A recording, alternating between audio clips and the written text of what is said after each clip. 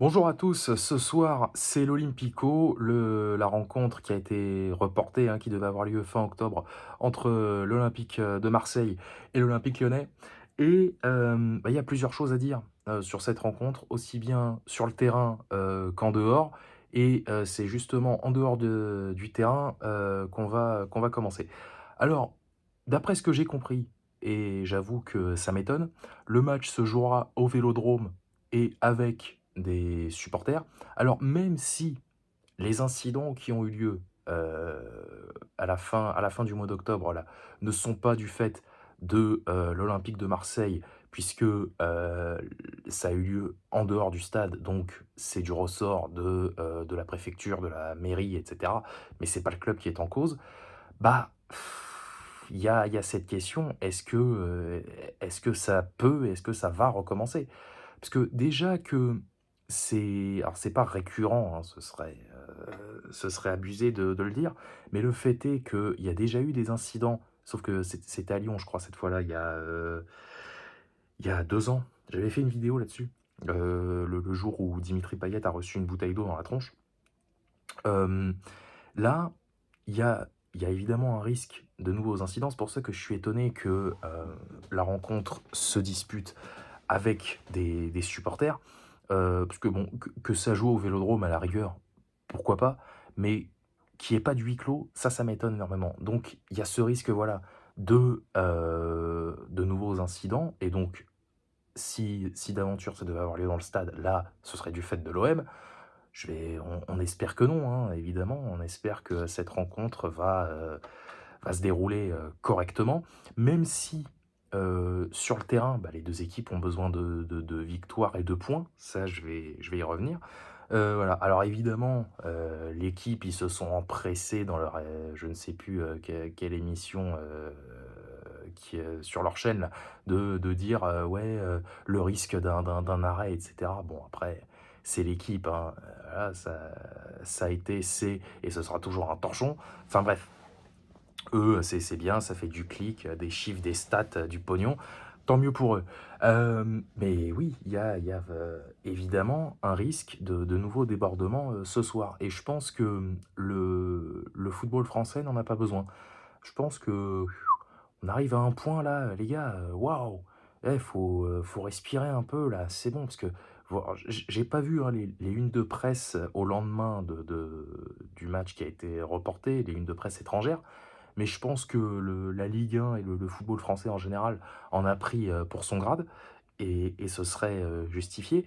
Donc voilà, après, les solutions, bah, on les connaît, hein, des huis clos, mais bon, huis clos, ça veut dire, pour n'importe quel club, hein, pas de billetterie, donc des recettes en moins. Bon après, là, ça concerne l'OM, je pense pas qu'ils aient tant de galères de thunes que ça. Mais des clubs, ne serait-ce qu'en Ligue 1 à plus petit budget, genre, Le Havre, Clermont ou, je sais pas, qui est-ce qui est monté encore, cette année? Ou Metz. Tu fais ça au Havre, à Clermont ou à Metz, financièrement, c'est pas la même salade. Donc voilà, ça c'est le premier point et bah, sur le terrain, bah, malheur aux perdants, hein. Qu'est-ce que, il y a pas à chercher plus loin. Les deux clubs, Lyon en particulier, vivent une saison très compliquée, parce que, bah, je vais commencer par l'OL, hein, faut pas être naïf. Alors même si je suis pas supporter lyonnais, ça me fait chier parce que bon, Lyon, c'est un club historique du championnat de France, mais là, le fait est que, bah, la Ligue 2, ils y vont tout droit. Voilà, j'arrive pas encore à me faire à l'idée que Lyon va peut-être, être relégué, en Ligue 2 à la fin de la saison. Peut-être qu'ils vont se maintenir, peut-être pas. Mais là, dans l'état actuel des choses, bah, ils y vont tout droit. Ils sont déjà à 3 coachs, cette saison. Laurent Blanc, Fabio Grosso et c'est qui l'intérimaire là? Pierre Sage. Ouais, mais non, c'est pas uniquement un problème de coach. C'est que les joueurs, eux-mêmes, bah, ils ont quitté le jeu, en fait, hein. Dès le début de la saison, ils y étaient pas, parce que tu peux changer de coach une fois, virer Laurent Blanc, bon, OK, d'accord, parce que bon, je reste quand même convaincu que Laurent Blanc, son souhait, c'était pas d'entraîner parce que les 22 millions qu'on lui a filés à Paris en 2016, il doit encore vivre dessus et bien correctement. Donc tu peux virer Laurent Blanc, OK, mais Fabio Grosso, ils lui ont même pas laissé le temps, en fait. Ils lui ont même pas laissé le temps parce qu'il y a eu des affaires, de toutes parts avec, Cherki, et cetera et cetera. Il y a eu évidemment parce que il a été en première ligne, Grosso, au mois d'octobre, hein. C'est lui, hein, qui a reçu, en partie, du verre dans la gueule. On l'a tous vu cette photo, hein. Il a été victime, je crois, d'une commotion cérébrale. Grosso, il est arrivé quoi? Il est arrivé début septembre. Il a été viré là, il y a une dizaine de jours, il est resté 2 mois. C'est pas un problème de coach à Lyon. Enfin, pas que. Voilà, c'est que les joueurs, ils en ont rien à foutre, tout simplement. Je pense qu'il y en a beaucoup, qui veulent se barrer. Reste à savoir où. Donc voilà, on verra à la fin de la saison si Lyon, descend. Mais là, le problème, c'est que s'il y a pas de résultat ce soir, alors c'est vrai qu'au Vélodrome, c'est dur, hein, mais là, il faut un sursaut, là, il faut quelque chose parce que, bah, sinon, à la fin de la saison, Lyon, ils y vont tout droit parce que même quand Lyon doit prendre des points, ça marche pas. Je prends par exemple leur match face à Lens samedi. Alors, ils ont mené 1-0. Lens a mené 2-1. Lyon a égalisé. Et ben, une minute après, ils en prennent un troisième. Voilà. Même quand ils doivent prendre des points, bah, ils les prennent pas. La seule victoire qu'ils ont, c'est contre Rennes. C'était juste avant la trêve. Rennes qui a été réduit à 10 pendant, pour ainsi dire, quasiment toute la rencontre, hein. Je crois qu'ils ont pris un rouge vers la 5e minute. Contre Lorient, ils menaient 3-1. Ah bah non, bah non. Lorient est revenu à 3 partout, hop, match nul. Ça a perdu contre Clermont. Ils ont pris un point, je ne sais comment, face à Metz. Enfin voilà, et ainsi de suite, hein. Donc voilà, on verra pour l'Olympique Lyonnais, mais ça risque d'être compliqué, encore plus que ça ne l'est actuellement, s'il n'y a pas de résultat ce soir, à Marseille. Et pour l'OM, bah, je pense, hein, que l'objectif marseillais cette saison, c'était quoi? C'était peut-être le podium, hein, je crois que la troisième place est directement, qualificative maintenant pour la Ligue des Champions. Donc c'était le podium. Ah bah, pour l'instant, ils en sont loin. Alors j'ai pas le classement sous les yeux, mais, l'OM, ils doivent avoir quoi? Ils doivent avoir 20 points à peine. Bon après, si l'OM a 20 points, je crois que Monaco, donc qui est troisième, ils en ont 24. Ils sont à 4 points du podium. Heu, ouais, si l'OM gagne ce soir, bah ouais, ils se rapprocheront du podium, mais le problème, c'est qu'ils sont inconstants. On l'a vu la saison dernière. La saison dernière, l'OM a perdu un nombre incalculable de points, à domicile. Ça a terminé troisième, bon voilà, derrière, Paris et Lens. Ça a joué un barrage de Ligue des Champions. Bon, ça a pas tenu, ça a choke face à l'Olympiakos, enfin face au Panathinaikos, pardon. Mais bon, ça c'est encore autre chose. Donc voilà, mais malheur aux perdants, quoi qu'il arrive. Et je reviens donc sur le premier point que je mentionnais tout à l'heure, par rapport aux tribunes.